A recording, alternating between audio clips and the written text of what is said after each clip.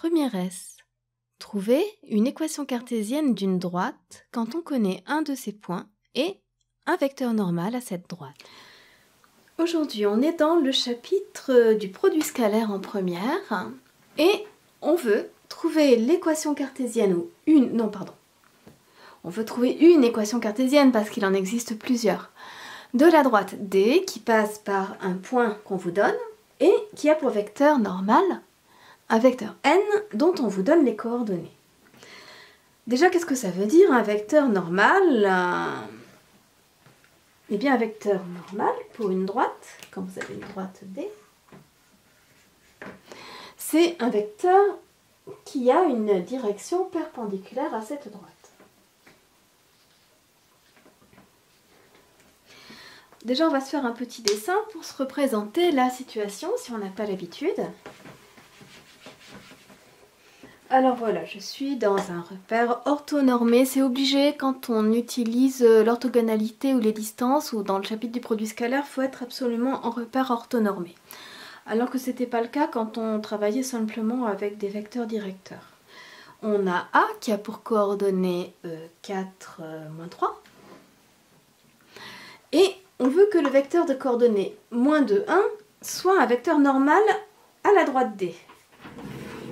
Alors ce vecteur de coordonnées moins 2, 1, je peux partir de n'importe où pour le représenter. Il a pour abscisse moins 2, donc je recule de 2 horizontalement. Et il a pour coordonnée 1, je monte de 1 verticalement. Donc mon vecteur n de coordonnées moins 2, 1, ça va être celui-ci par exemple.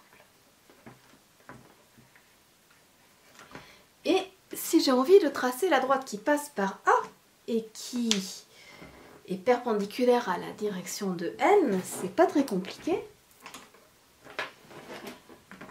Mais je fais un quart de tour là. Là, si je recule de 2 et que j'avance de 1, si je fais un quart de tour, je vais monter de 2 et avancer de 1. Donc voilà la direction que va prendre ma droite.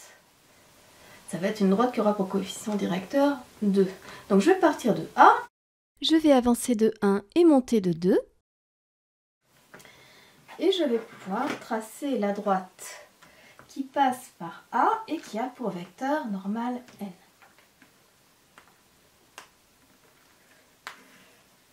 Voici ma droite D. Je vais maintenant chercher une équation cartésienne de ma droite D qui est de direction perpendiculaire à n. Si je traçais la droite ici, qui porte le vecteur n, j'obtiendrai une droite perpendiculaire et qui passe par le point A. Donc je cherche la droite D qui passe par A qui a pour vecteur normal n. Deux rédactions sont possibles. Première rédaction, vous vous souvenez dans votre cours que si une droite a pour vecteur normal n de coordonnées AB, eh bien, elle admet une équation cartésienne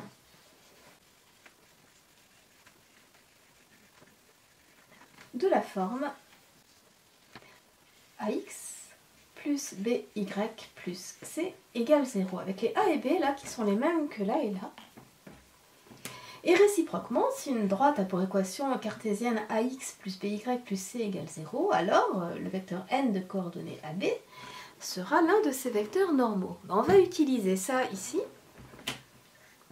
en prenant pour A l'abscisse de n et pour B l'ordonnée de n.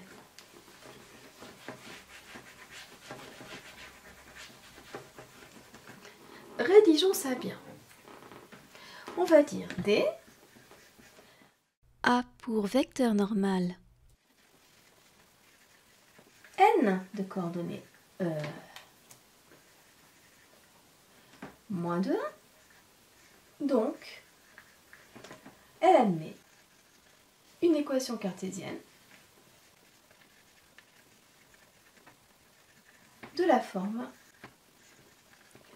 AX plus BY plus C égale 0, mais comme A vaut moins 2, donc moins 2x, plus BY plus 1 fois Y plus Y, plus C égale 0.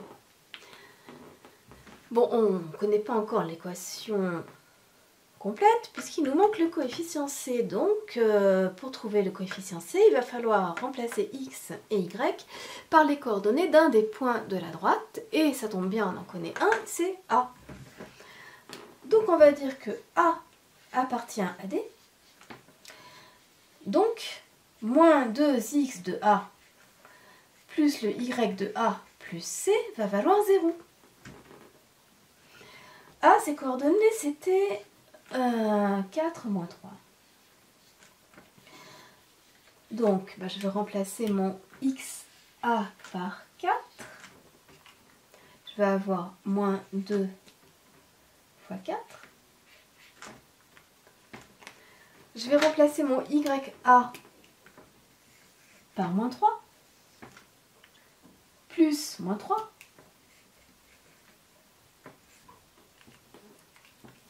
Plus C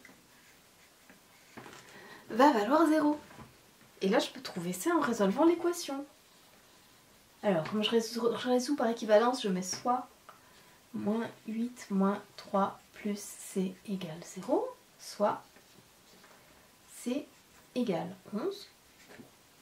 Et je peux conclure une équation de D, une équation cartésienne de D et moins 2x plus y plus 11 égale 0.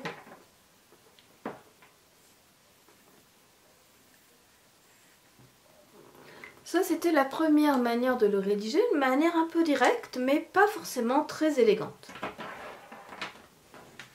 Maintenant, je vais vous montrer la manière élégante de le rédiger, qui est peut-être un chouïa plus longue, mais qui a aussi pour avantage de nous servir dans d'autres exercices, puisqu'on va rédiger un peu de la même manière, ce qui porte sur les cercles.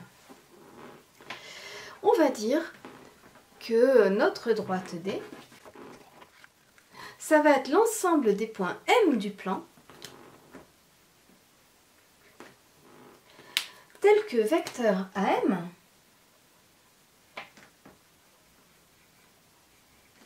et vecteur N sont orthogonaux. Et oui, notre droite M, c'est bien notre droite D, c'est bien l'ensemble de tous les points M, tels que AM scalaire N vaut 0. Et là, on utilise directement le produit scalaire dans notre rédaction. Ça fait quand même plus savant. Alors, on va dire que D est l'ensemble des points du plan, des points M du plan, tels que vecteur AM est orthogonal au vecteur N, c'est-à-dire AM scalaire N égale 0. On va dire que on va appeler X et Y les coordonnées de M. Le vecteur AM, lui, va avoir pour coordonnées xm moins xa, ym moins ya. Eh bien, quelles sont les coordonnées de A déjà? Bon, voilà, xa c'est 4 et ya c'est moins 3, donc AM. Il aura pour coordonnées x moins 4 et y moins 3 qui vous donne y plus 3. Bon, ben voilà, on va pouvoir traduire numériquement le fait que AM scalaire N égale 0. AM scalaire N égale 0 se traduit par. Alors, on se souvient que quand on a un vecteur U qui a pour coordonnées x, y et un vecteur V qui a pour coordonnées x', y', U scalaire V, c'est xx' plus y'. J'en ai parlé dans ma vidéo qui explique le produit scalaire. C'était la troisième manière de calculer un produit scalaire. Alors, notre xx', bon, je vais peut-être voilà, notre AM scalaire N, le x de AM, c'est x moins 4. Hein, et le x de n, c'est moins 2. Donc notre x prime, ça va être moins 2 que multiplie x moins 4. Pour être plus logique, mettons x moins 4, d'abord celui de AM, que multiplie moins 2, celui de n. Plus y prime. Alors, que vaut le y de AM? C'est y plus 3. Plus y plus 3. Multiplié par le y de n, qui vaut 1, fois 1 va valoir 0. Je développe. J'obtiens moins 2 fois x, moins 2x, moins 2 fois moins 4, plus 8, plus y plus 3, puisque multiplié par 1, ça ne change pas un nombre, est égal à 0. Et là, j'obtiens l'équation cartésienne que je cherchais, moins 2x plus y, 8 plus 3 plus 11, égale 0. Voilà donc une autre manière de déterminer une équation cartésienne d'une droite qui passe par un point qu'on connaît et dont on connaît un vecteur normal. Donc ça, c'est une équation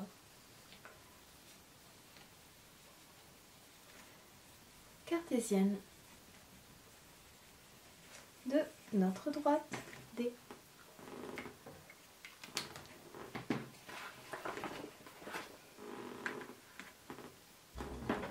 Et si j'ai envie de vérifier que c'est bien ça, j'aimerais bien vérifier que son coefficient directeur c'est bien 2 et que son ordonnée à l'origine, ça serait bien là où la droite elle est censée couper l'axe des ordonnées. Donc je me fais ça au brouillon pour être sûre, hein, si j'ai pas GeoGebra sous les yeux. Alors je vais me dire moins 2x plus y plus 11 égale 0. Ça équivaut à, je laisse y à gauche, je fais passer les autres termes à droite. 2x moins 11. Voilà, ça sera ça l'équation réduite de ma droite D.